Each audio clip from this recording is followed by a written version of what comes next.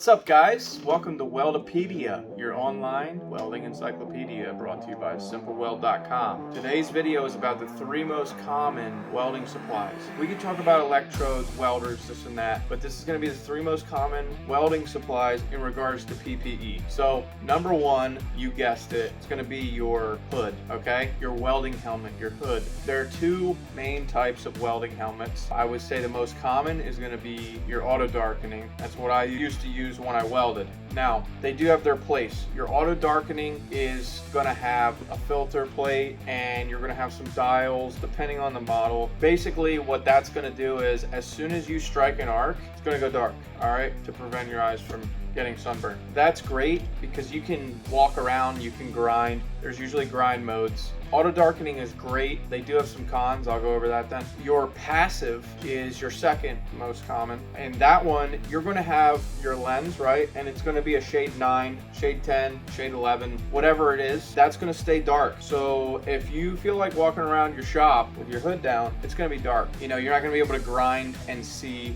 things like that. But the benefits are this plays into the cons of your auto darkening. So if you are welding, working on a piece of equipment and there's a leg, there's piping, you know, whatever it is, and it's kind of in your way, you have sensors on your auto darkening. Depending on who makes it, you have different amounts of sensors. So if your sensors are getting blocked by a leg, by piping, by whatever it is that you're welding, then that's not going to go dark. So it can be a pain in the ass. It's not going dark, right? So your passive, that's going to be dark all the time. So if you're looking around something and you can see the puddle, but there's something that would be blocking your sensor with a passive, that's not going to happen. I'll go over briefly some of the top hoods in my opinion. You have your Miller Infinity, that's a good one.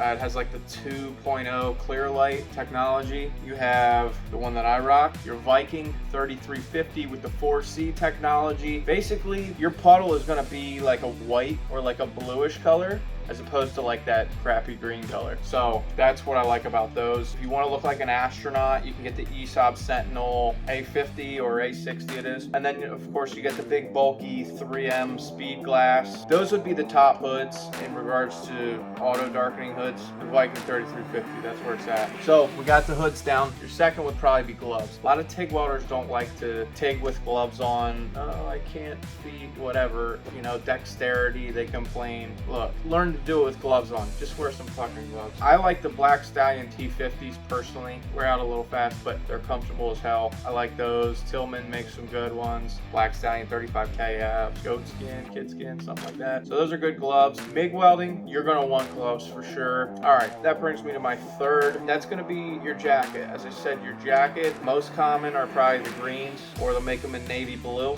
fire resistant, or FR, fire retardant. They also make those in orange, yellow, right? High vis, and we have that on simpleweld.com. You're going to be stick welding, MIG welding, especially overhead. You're going to probably want like a leather, so you're going to want a leather jacket, maybe even some leather pants would be great. I've done overhead TIG welds where I'm either spool gun, right, MIG aluminum, or TIG welding. Usually happens with aluminum, to be honest. The puddle is dripping right next to the prize, okay? You don't want to mess with that, right? Pretty important. So anyway, I would say those are the 3 most common welding supplies in regards to PPE. We'll make another video, like I said, on what the most common welding supplies in terms of equipment is. So I have like maybe 1 subscriber, maybe if I'm lucky. So if you guys want to fucking subscribe, you know, hit me up.